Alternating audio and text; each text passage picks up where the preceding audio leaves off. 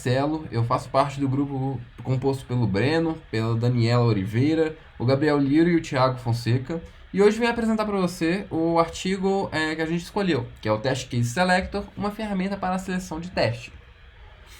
O artigo, o título dele é justamente o título do nosso PowerPoint. Os autores que fizeram esse artigo foram a Juliana Mafra, o Breno Miranda, o Juliano Ayoda e o Augusto Sampaio. E foi publicado pela Universidade Federal de Pernambuco. Dando um contexto geral, né, sobre o artigo que a gente selecionou, de acordo com os dados obtidos nesse artigo, os custos para o teste de software em uma aplicação podem chegar até 75% do custo total desse software.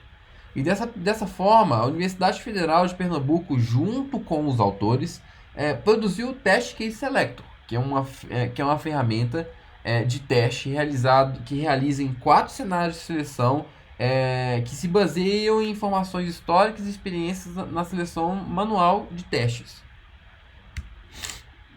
A motivação para fazer esse artigo os autores desenvolveram essa aplicação porque a maioria dos trabalhos existentes hoje propõe técnicas e ferramentas para a solução de testes de regressão, utilizando apenas a estratégia de caixa branca. E esse trabalho se diferencia por apresentar critérios para a seleção de testes de caixa preta, baseando em informações históricas e no julgamento de especialistas. A solução proposta, que é o Test Case Selector, faz uso de critérios de seleção com o objetivo de identificar quais testes estão mais propensos, né, a essa tarefa. Então, cada caso de teste ele é pontuado de acordo com os critérios adotados pela ferramenta, e aqueles que obtiverem as maiores pontuações serão considerados os mais relevantes para serem testados naquela fase do ciclo de vida de um software. E esses critérios eles são o número total de execuções, a taxa de falha por execução, o número de defeitos únicos encontrados e o nível de regressão.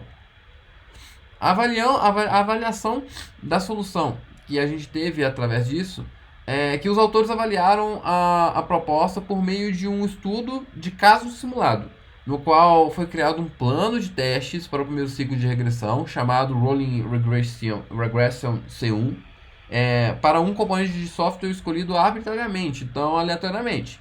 E sendo assim, esse componente que foi escolhido, juntamente com a quantidade de testes a serem executados no ciclo, que foram um total de 250 testes, foi o que formou, né, a avaliação de caso dessa solução. E a opinião do grupo em cima disso tudo é que a gente achou pontos fortes, pontos fracos e uma série de sugestões de melhorias que a gente precisa fazer. Em questão dos pontos fortes, os testes foram realizados utilizando metodologias diferentes, o que permite uma comparação mais abrangente dos resultados, isso é um ponto forte. Os pontos fracos, poderia ter sido utilizado um número maior de amostras de testes para fornecer um resultado mais preciso, mais representativo, né, mais concreto.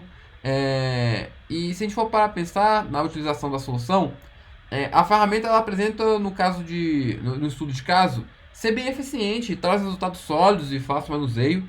Porém, no mercado, a gente tem várias outras ferramentas robustas, como, por exemplo, o Selenium, o JUnit, o JMeter, o TestRail, que fazem esse processo de uma forma bem robusta. Então, e foi isso que relaciona até bastante com a sugestão que a gente trouxe, que seria legal uma validação experimental em um ambiente real para fazer todo esse teste, né, para validar melhor essa solução. Por exemplo, o estudo de caso desse teste em específico, né, ele foi simulado em um ambiente controlado.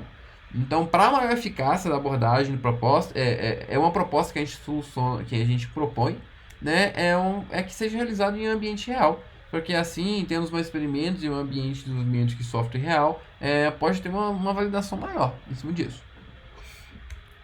E é isso, fim. Muito obrigado pela atenção e espero que tenha entendido.